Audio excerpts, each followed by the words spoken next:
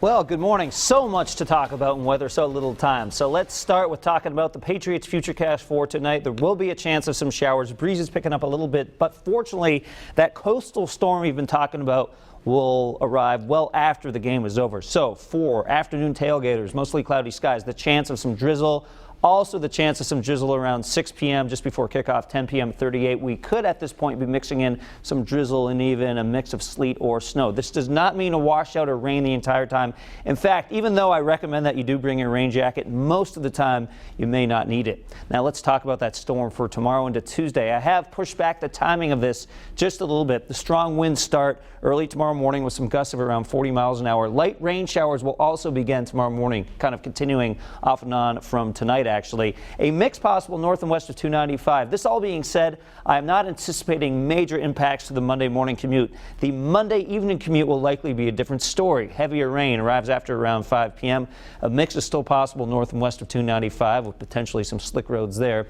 But I think it's mostly a liquid event. Most of the impacts from the storm will be because of ponding on roadways, slowing things down a bit for the commute tomorrow evening. The winds will continue out of the northeast between 45 and 65 miles an hour. Those 65-mile-an-hour gusts likely confined to Block Island, but it's windy everywhere tomorrow. And then Monday night into Tuesday, the heavy rain continues along with the gusty winds. It will start to subside by late Tuesday morning into Tuesday afternoon. So the bulk of the rain will be on the ground by the commute on Tuesday morning. Speaking of that, a flood watch in effect for tomorrow into early Tuesday because of the potential of 1 to 3 inches of rain. That's actually good news to put a dent in the drought, but not great news if you're trying to get around town late Monday into Tuesday morning. A few showers right now on live Pinpoint Doppler 12, most of them dying away before they reach our area.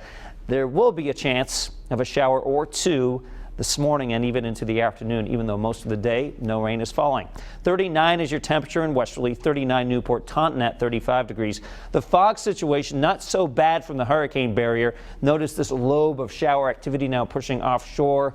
But again, another little lobe will develop moving in from the west as those winds from the east kind of squeeze the atmosphere enough to perhaps give us some drizzle out there today. But here is the main player. This is that center of low pressure, which eventually parks itself down to the south, pulling in those very strong winds from the east.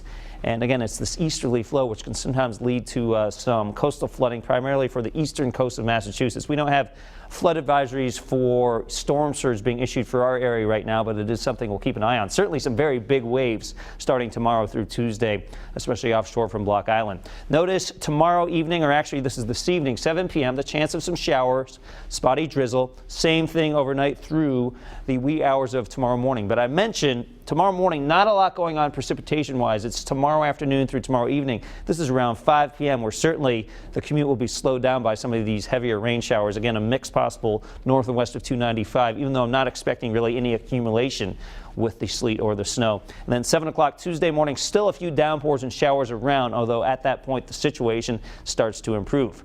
Today, we're looking at a much quieter situation. Temperatures in the mid-40s, those breezes out of the northeast at 5 to 10 miles an hour.